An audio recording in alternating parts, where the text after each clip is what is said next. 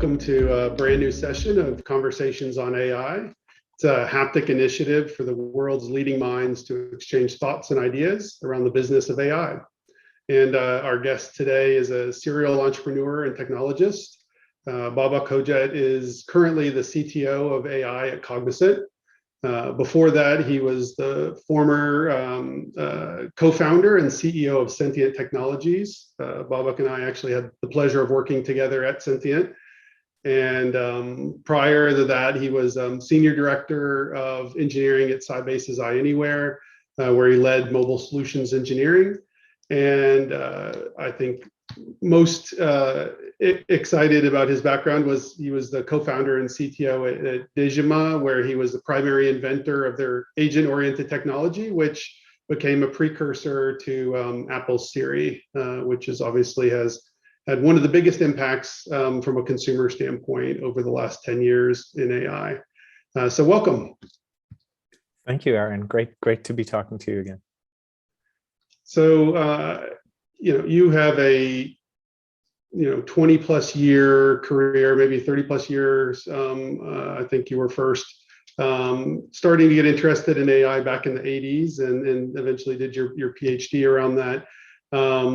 So I want to kind of focus in on kind of where we are today and where we're going in the future here and get your perspectives.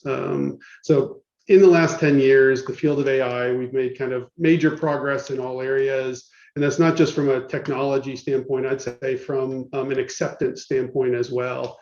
What recent developments in AI can have you the most excited? Yes, the adoption is very, very important. It brings with it funding, expectations, startups, entrepreneurship, more people working on it. So it's awesome. I think there's a scaling at many different dimensions that's happening. I think part of the reason why AI is so widely adopted has been the fact that it was debugged to the point where it can scale. So we can actually create much, much larger neural networks.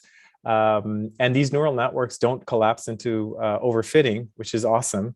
So we can actually tackle larger and more difficult problems with it. But it's not just the neural networks. The scaling has been in other algorithms as well, simply because we have the compute capacity and storage to be able to run these algorithms. There have been a lot of benchmarks that have been developed, a lot of data around these benchmarks that are now available. The other angle to this is that there's been a lot of data, like a lot of companies have digitized and stored their data, and their data is now in the cloud or consumable, so we can actually train against them. So it's a really, really good time to be working in AI. There is this pervasive expectation from AI, sometimes over expectation, which I think is there and it's great because everybody's looking at how would AI help them with their business, with their use cases. So that's really nice. There's also this track where researchers are trying to figure out how to solve the next big problem in AI, and the rate of innovation is just staggering. Like if you don't keep up with the latest papers on a weekly basis, you fall behind. It's just amazing. There is noise, unfortunately, on both aspects. People claiming that what they're using is AI, that's there, and there's research that's sometimes not replicable, so that causes some issues as well. Sometimes simply because of the scale of the undertaking. But overall, yeah, I think algorithmically it's exciting. There are very interesting breakthroughs, and from an application perspective, it's really exciting. And I can get into detail on either, but it's a good time to be in AI. Yeah, it's interesting. Back when I was doing venture capital, we had a phrase that was, "It's a bomb looking for a war." And I felt like maybe AI had been that bomb for a while, kind of being in the think tank and technology and R&D stage, and now there's these practical applications that can really take the AI to scale and help solve real world business problems. That's right. For the longest time, we actually could see and sense the power of AI in the lab on smaller problems, but it didn't scale. And it not scaling was an issue because we couldn't actually bring it out of the lab and actually use it in larger scale problems. And often we would cite the fact that, there are whatever hundreds of millions of neurons in our brain, billions and trillions of connections. And we're nowhere near that. We have a neural network, back then with one hidden layer, and it's small. And so to us, it was a huge barrier.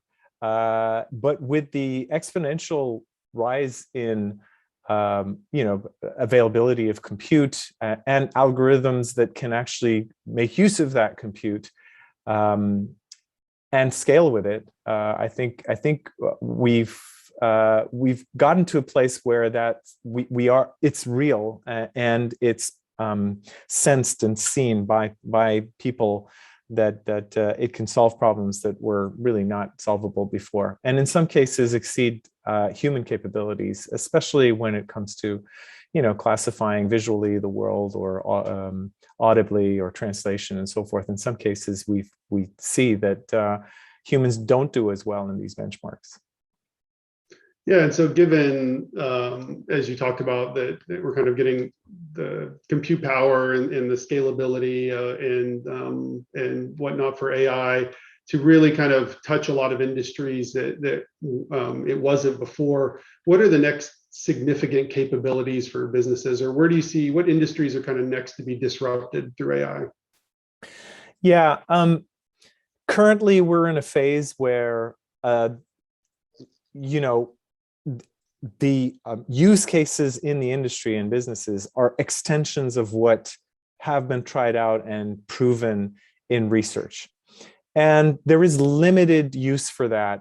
I'm not saying there's none, there's plenty. When we're looking at security cameras and we want to identify security issues, or we are doing self-driving cars, and that's sort of a object detection through images and videos, speech recognition, text, for support cases.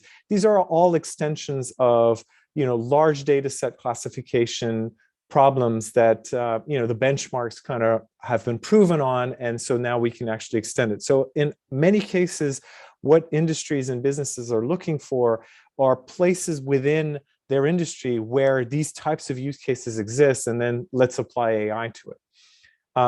I think the next big step here is to actually break out of that mold of, AI is also only going to be classifying stuff for us. It's only going to be looking at our data sets and giving us more insights that we might have missed, as humans, or even using statistical methods.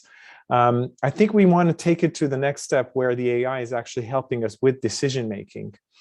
And if we can cross that chasm of expectation, I think a lot of industries are ripe for disruption.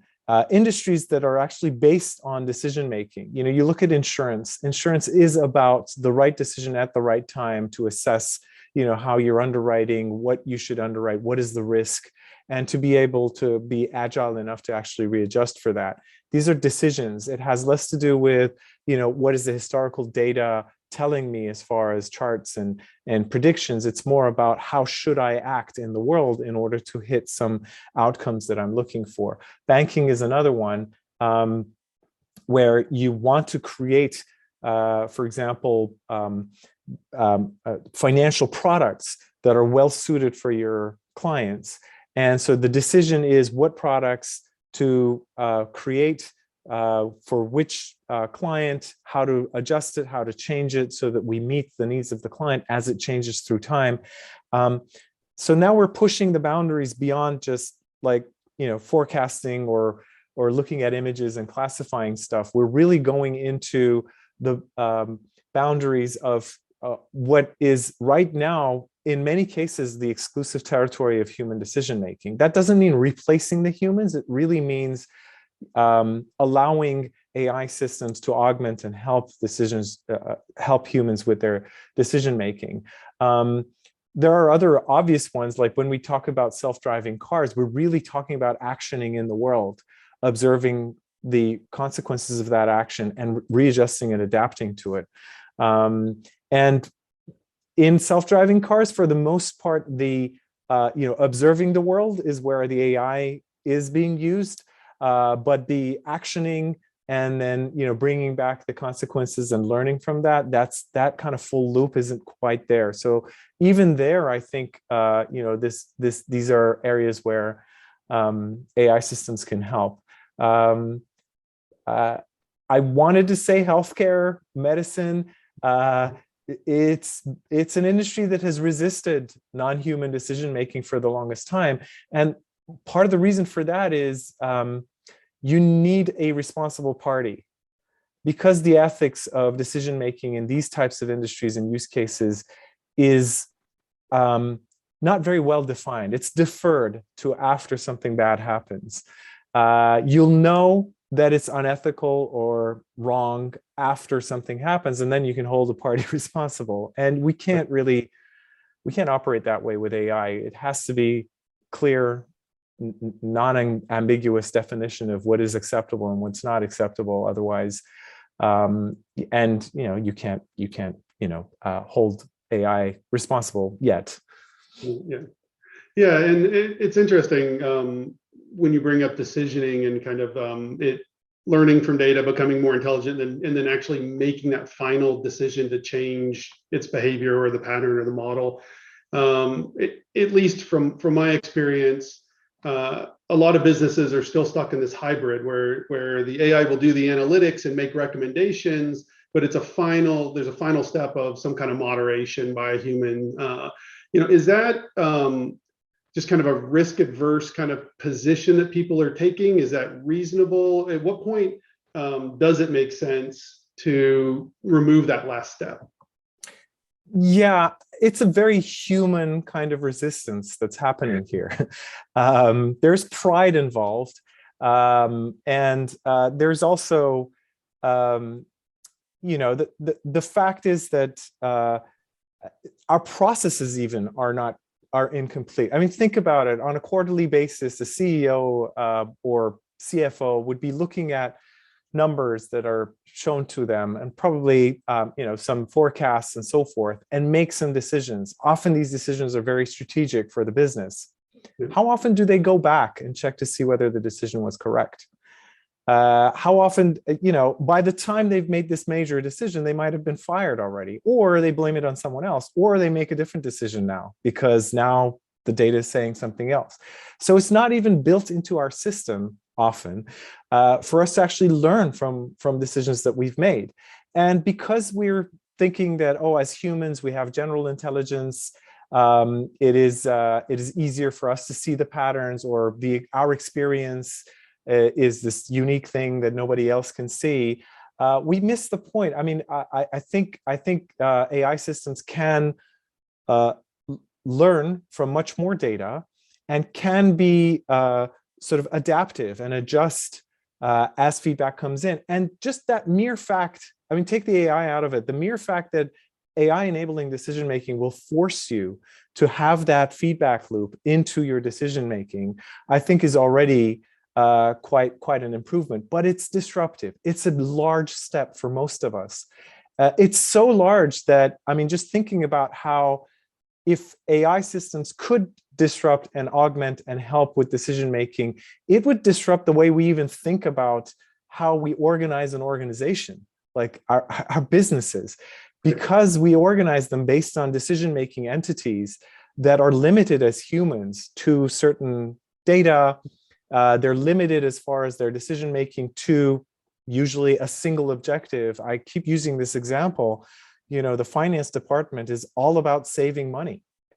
They have a single objective in life, which is let's not spend too much, right?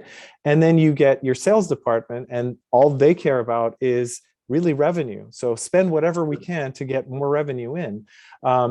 Maybe the marketing department is looking for more eyeballs, which isn't either of those, but maybe helping. But as a whole, the organization is looking at a balance of these outcomes. It's neither one, it's a balance of them. The reason why we've organized this way is because we're limited in our decision making. And so, yeah, I think it's scary. That's why I'm saying that I think the resistance to it is somewhat human. There's also the fact that the data is not being collected for that type of decision making. It's usually in emails and spreadsheets. When you think about it, that like pipeline review meeting that you go to every week, where is the action items that we took and what are the consequences? Well, it was in an email that we sent, or we just texted someone and said, go do this, or in the meeting we told them. We didn't register what action we actually took. And so if we don't even know what action we took historically in a given context when we were doing a pipeline review, how do we know if that action worked? And how do we know if we're not repeating the same mistake over again? Well, we don't even have the data. We haven't even collected it. So there is, of course, that problem as well. So part of what I'm hearing is, besides the technology adoption of AI or platforms that leverage AI, there's also a human systems problem that also has to be solved for it to really be able to take full advantage.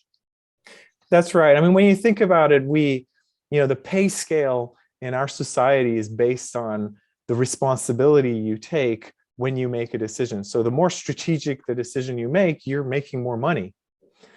So it's about decision making, and the reward function is based on decision making. And if you screw up at that level, then the punishment function is based on that as well. And I think it behooves us to look into improving these sorts of these processes because they're the most strategic. Like, getting better insight, that's yet another chart for a decision maker. But if their decision making in the first place isn't, as good as it could be, then more information, more insights is not going to make that much of a dent. Yeah, no, I think that makes a lot of sense. I'm going to switch topics here to probably something that's more timely in the news here around these kind of generative language models. You have GPT-3 and whatnot. Do you see? I think the stories I read today are all these amazing things that it's enabling, and then there's negative stories about how it's doing things that maybe can lead down paths that aren't so positive. How do you see it kind of affecting the world, and do you think businesses are going to be built on top of that to disrupt industries like journalism or publications or whatnot? Oh, definitely. It's already happening. There are a lot of startups that are starting to make GPT-3-like systems the core of their business value. These systems are interesting and scary, not for what people might think. They're scary because they're very, very large and very few people can actually build them. And they're built on data sets that are not available to most folks. And so assessing them is very, very difficult. If you look at, for example, the paper that OpenAI published the same time they actually talked about GPT-3, it's on a very narrow use case that they actually assessed it. And it was quite impressive, but not replicable. How do you repeat that if and it's becoming an issue, and now countries are starting to build these, God knows how much energy is kind of going into, training these super large deep networks on very, very large data sets. So there is a fundamental problem there that, these are in the hands of few people, and, researchers like myself or people like me can't afford to build these systems. We can afford to use them, and getting access to them, thankfully with OpenAI, that there's some of that, but in many cases that might not be. And so assessing them is difficult. Having said all of that and why it's scary, they're very, very good when they work. They could be surprisingly bad every once in a while. So in coming up with use cases for these systems, we have to be very careful and cognizant of the risk that can be there. It may work very, very well 9 times out of 10, but that 10th time when it really gives you gibberish that's useless, and you're counting on that, that may be an issue. Just look at the way they've packaged the code. I forget the name, the coding system that they came out with right now. It could write you code, it could write you libraries if you ask it to. It is based on GPT-3, but the way they've packaged it is very smart. They've made it very contained. The interface forces you to use it more like an one-line autocomplete when you're writing code. Or a module, like you can write a method. If you write the comments for the method, it will write you the method itself. More often than not, it will get it right. When it gets it wrong, hopefully it's just some tweaks you want to make, but you have to be very, very careful and read what code it writes for you in there, because that code might be wrong or not do what you're expecting. Definitely, I would use it. I would use it today as it is today. Why? Because it saves me from having to, Google on Stack Overflow to find that import that I need, or that call, what was the format. It will do that for me, but I will not use it to write my code entirely or the module entirely. So I think packaging it, these types of systems becomes very, very important. The breakthrough behind these systems, which is transformer-based systems, is awesome. It's amazing, and we're only scratching the surface of its use. We've read papers recently on how they can even do better in many cases for image-based classification systems, versus the state of the art, and that's a major move here. You're replacing convolutional networks, which have been the underlying reason why we've been able to solve so many of these image-based systems. It's like a given default that you use convolutions in your networks, and now there's this disruption. So from a technology perspective, I think we can also look at smaller scale applications of the same technology, not necessarily at the scale of GPT-3, that can be disruptive in their own right. Yeah, and so on kind of the previous topic on businesses adopting AI and these systems, and then even on this one, a big piece that comes up is the auditability of knowing what is happening within the AI, which, for a finance department, or like you said, when you're writing code one at a time, it's easy to do, but over time, it's going to even be the data is so overwhelming on all the decisioning being made that humans won't be able to audit anymore. And so then, are there other AI systems who are doing the role of the auditor, or how do we actually get this into being kind of full scale?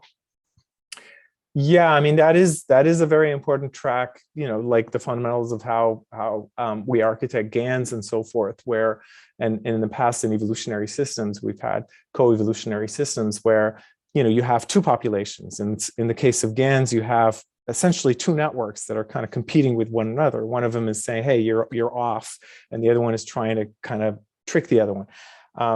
So yeah, these are still not at a point where we can completely delegate these types of decision-making to these AI systems, especially in systems like GPT-3, where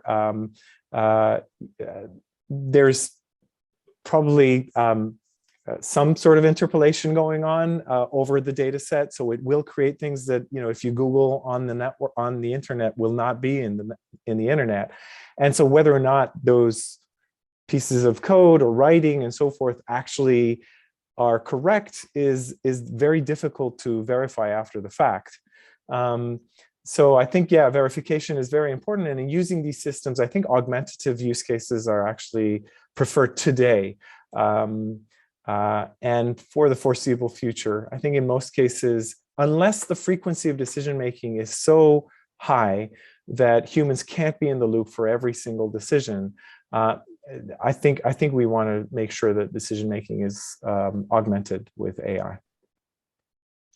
So there was a recent story on GPT-3 about a man whose wife had passed, and he built basically a bot of his dead wife so he could talk to her.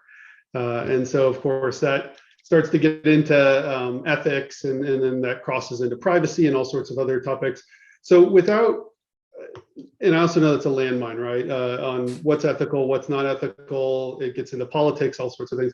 Without kind of getting into kind of, you know, your belief or not, how should we just approach it in general? How should we think about it? Is it something that just the market should solve?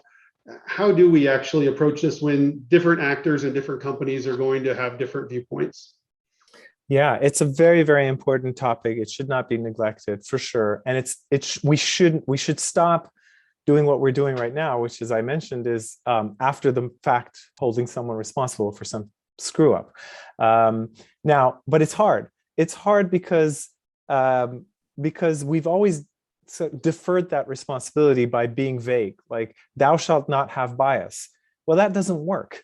In many cases, bias is what drives these machine learning based systems. So you can't just say you can't have bias. You can say you can't have undesired bias, but then you have to define what that means. So unambiguous definition of what is ethical becomes very, very important. And if we are able to come up with those definitions, then we have to build them into our AI systems as objectives, as safeguards. I think that's essential. So putting a system out there, and then when it screws up, saying, "Oh, you know what? We didn't have enough data on, I don't know, African Americans, and so it screwed up." Well, that's just not the way to go. If you had defined, here is a sensitive minority, and we have to, like, our error threshold for classifying this minority has to be much higher than anything else, then maybe that was a step in the right direction. I'm not being prescriptive as to how to do it, but it's at least something that preemptively you're designing and engineering into your system. But yeah, it should absolutely not be neglected. And I don't think it's constructive to just simply put out an ambiguous definition and say AI should be good or behave itself. Well, that's just shirking our responsibility. Yeah, and obviously this topic is in the news quite a bit lately with some of our social networks and whatnot. But it seems like academia is much farther ahead on this topic than the business community, and probably for that reason, the business community maybe doesn't want to solve it, or it's too hard a problem to solve, or they don't want to try to solve it and then have to face the liability of the fact that they were wrong. Yeah, it's risky. That's right. Yeah. So how do we get it? What incentives need to be in place for the business community to start taking this more seriously? Yeah, I mean, I think it starts with regulation, regulation that is non-ambiguous, that can actually direct industries to work within a safe confine that is defined by that regulation. There is also this concept of sandboxing. So if you're actually rolling something out, if a government or an entity can actually provide you with a sandbox within which it's okay to make some mistakes, and if they can define what that sandbox looks like, and it should be real and it should be a reflection of what society looks like, and then yes, then we can all observe it. We can observe it and look at where the system is going wrong and how it's working, rather than putting something out there for the world to use and for it to screw up. And lives are at risk. This is not a small matter. You can't just act like Microsoft did in the 80s and put software out there for people to debug for you. These systems are making life death decisions. And so these are two approaches where that come to my mind, where we can actually make it safe for industries and businesses and technologies to play around with these things rather than scaring them away. And I think a little bit of what's happening right now is scaring people away from even touching these sorts of topics. I remember I had a friend. I had a friend 20 years ago at Stanford University that did a lot of work on societal impact of technology. And I asked him once, he had published this paper, this book, and there was not a single chapter on how technology affects kids. And I asked him, why don't you have a chapter on this? And he's like, it's so sensitive and politically, a minefield, that I just decided if I put this in here, all the value of other chapters I put in the book are just going to go away. If we make it that way, then I think we're shooting ourselves in the foot, and not deriving the value we're looking for, and not getting the safeguards that we're looking for when it comes to ethical AI. Yeah, and I think where regulation gets hard is there seems to be this belief that regulation gets it right 100% of the time, when in this case, it is going to be an iterative process, and we're just going to have to recognize that it's only going to be able to slowly over time catch all these different cases and really plan for them. Because right. Like I said, I don't think there's a broad enough conversation going with what good even looks like. That's absolutely right. Yes, it's missing from the conversation, unfortunately. So let's switch back to kind of, I think you've been referred to as the father of Siri. I think we used to say things like that over in Sentient. And but these AI powered assistants, Siri, Alexa, others have really grown in their reach over the past few years. But they seem to still be managing just a small handful of tasks. What's it going to take for these to kind of reach their maximum potential, or are they already at their maximum potential? We do need more breakthroughs when it comes to conversational systems. They do quite well. In some cases, they are actually deployed in hybrid mode, which is very effective, where if the certainty of the chatbot, for example, falls below a certain number, then some human is going to read the history and kind of go, okay, I'm going to step in. Yep. And more interesting would be to hand it back off to the chatbot once the chat has been done. So yes, we are still not quite there as far as maintaining the history of the dialogue, the context of the dialogue. We've gotten much better, but there's still more that needs to be done. From a point of view of adoption, we're also not quite there. I mean, how often do you use Siri, right? Right.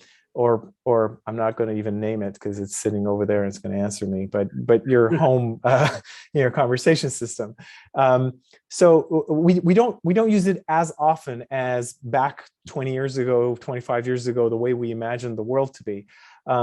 Partly because often using a GUI is easier and faster. There's also this fact that a completely general system that you can ask anything of kind of loses its utility in your mind. You want different devices for different purposes, and suddenly you're faced with this blinking prompt that says you can say anything you want. So adoption has been forced in the fact that if I go online and I need some support, and I know that I'd be waiting for, 20 minutes for someone to answer the phone, I will type it in the chatbot with the hope that maybe it'll know, right? And when it does, it's delightful and it's good, but it's really not my first go-to yet. I do think that more mass adoption of these systems can only happen when robotics kind of catches up and becomes cheap enough for us to actually anthropomorphize these systems. If it has eyes, if it reacts to your, if it's affective and reacts to your emotions or tone of voice and so forth, then you start talking to it. It's easier to think of it as a person in the room and kind of converse with it than a cylindrical thing in the corner that is listening. That's kind of creepy. It's there, you forget it's there, and sometimes it just answers. So I think there is more to be done in the way these systems are presented to ordinary users. And that would be very disruptive once it happens, I think. Yeah, and obviously chatbots are near and dear to our heart here at Haptic. And, I like to always say, in most people's mind, chatbots suck. Like there's kind of this historical derogatory view of them. Now that they've become, AI powered and these kind of intelligent virtual assistants, they've gained a lot more utility. But like you said, getting even in sites with our clients, even ones that have large adoption, it's not 100%. It's not even close to that. It's more like 10%, 15% of people are using them, even though it might actually, kind of shorten that customer journey. And so I think you're right. How do you make them ubiquitous? Is it that you need to have some kind of virtual avatar that kind of helps engage them? Is it bringing in voice, not just chat? Kind of what are those pieces that are going to make people decide they want to go down that path? Yeah, I mean, but listen, in that area, the ROI is so obvious. Even 10% is major ROI. So it's just a no-brainer to use that and then incrementally improve. And you're sitting on a wealth of information, which is as you deploy, you get more information, and you if you can measure how well your system's doing, and then you can just keep improving it, and so that 10% starts growing. I think it's a no-brainer from a business standpoint. As you said, from a user standpoint, we still have a ways to go for that level of acceptance to be like my first reaction when I go on a website is not going to be, let me check to see if there's like a human support that I can call. It's going to be, let me type it in, because like 9 out of 10 times it's helped me and it's delightful. And it's difficult because in these cases, especially in cases of support, usually your user is not very happy, like even before the first prompt. So it's trickier there than, I want to ask my, home entertainment system to play me a song. Like that's, maybe I'm in a jovial mood and I'll be fine, if it jokes or, I think there's also, it being effective. I remember back in the day when we were working pre-Series days at Dejima, I used to tell the team, look, if the prompt comes in twice from the user, that usually means your user is pissed off because you didn't get it the first time. So don't repeat what you said in the first one, right? So simple things like that can make the interactions delightful. And there are non-AI based UX related changes too that can make it more delightful for the users. Yeah, and I think there's also a generational gap here as well. I mean, at least from my experience, millennials, Gen Z, they don't want to talk to anybody if they don't have to. They just want to get what they need done. And not just get on. They want it to be on their channel. They want the businesses and the services to come to them rather than going through their traditional channels, where maybe older generations, and I probably put myself in that, will still call if there's a problem or live chat or whatnot. That's right. So I could imagine over time adoption may just come through the fact that there's these generations that are just born around it. Yeah, and another implied in what you're saying is knowing your user. Like, is this a 50-something person coming on, or is it a teenager or a 20-something person coming on? And your mode of interaction will have to be different depending on that, if you find that out. Yeah, I think that's very true. Yeah. So we haven't spent any time yet talking about Cognizant. So I would love to hear kind of about your role at Cognizant, and then more generally kind of how you're helping to kind of advance AI across multiple industries.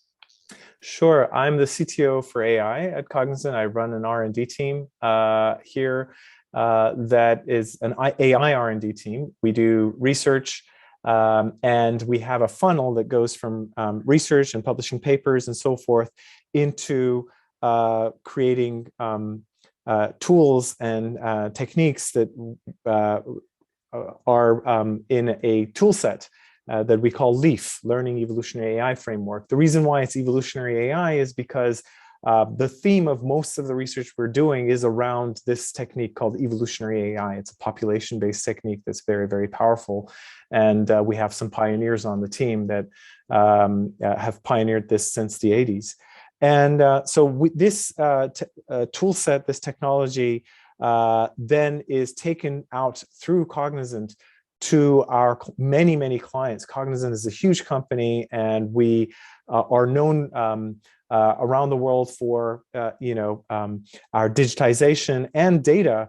So we don't have an issue getting in front of clients that are on this digital journey, which is now an AI journey, essentially.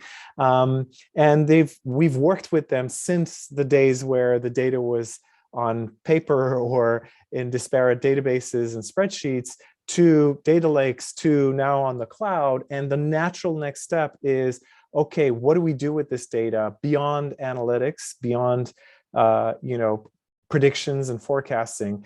And the evolutionary AI-based tools that we use help us build decision systems. So what LEAF does is data in and interface for decision-making out. And that decision-making interface allows us to predict what's going to happen in the future, what should we do, and what will happen if we do it, how certain is the AI in its predictions, and it allows what-if scenarios. So our end users can actually say, what if I do this other thing? What's going to happen next? We've actually created a system around that very kind of decision-making on COVID-19, which touches and has touched every single one of us. That's the reason why we're on a Zoom call, not in a studio together. So we actually built this and stood it up in May of last year, shortly after the pandemic really hit. And what it does is, for every region and country, it tells that country what to do, what kind of policies to put in place, like masking, like social distancing, working from home, testing policies, all that kind of stuff. At what stringency should we put these policies in place, and what can we expect? So through time, it gives us a schedule of, first you shut everything down, then you do this, then you do that. And it tells us what is going to happen, and it's very interactive. So the epidemiological sort of authority would be interacting with it, saying, for example, that I care more about the number of cases than the economic impact, or no, in this case, the economic impact is more important. So you can pull the slider left or right. Those are the two outcomes, and it gives you different suggestions depending on that and what's going to happen and how certain it is. Please come to our website and you can play around with the system. It's very useful and has been used by some countries as well.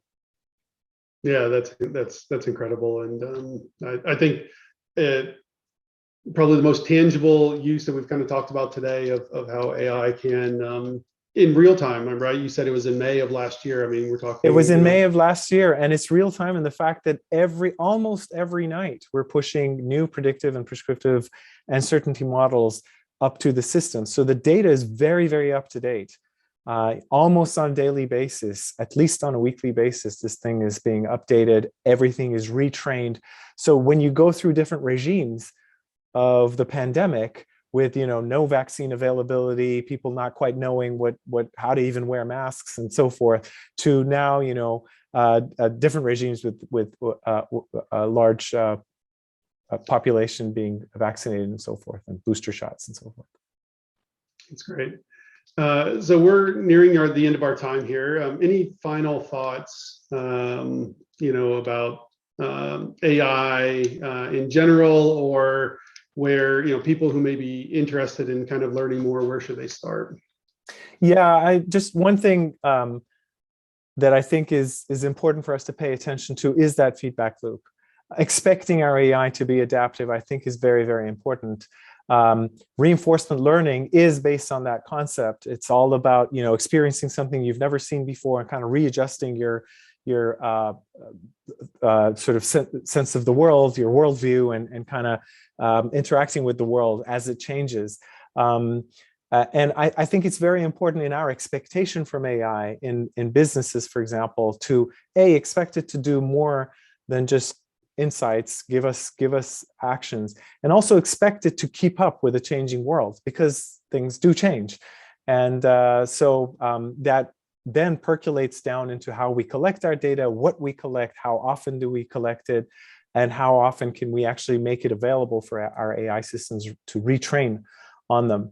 So I would say that's one thing I thought out of our discussions. It applies to chatbots as well, and conversational systems, all the way to self-driving cars, to decision making in business that we talked about. So I think it is widely applicable.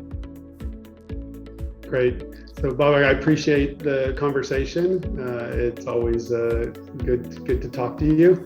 And for our audience, to continue watching engaging discussions in this space on technology, you can subscribe to Conversations on AI, and you can also follow us on LinkedIn and Twitter. Thanks again.